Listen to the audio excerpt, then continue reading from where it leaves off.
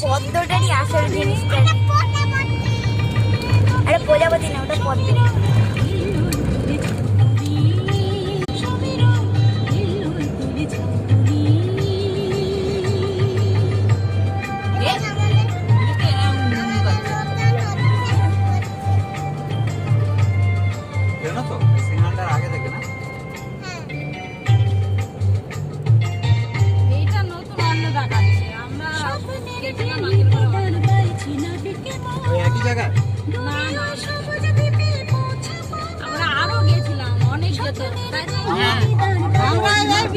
ভাঙার মোড়টা কোনটা?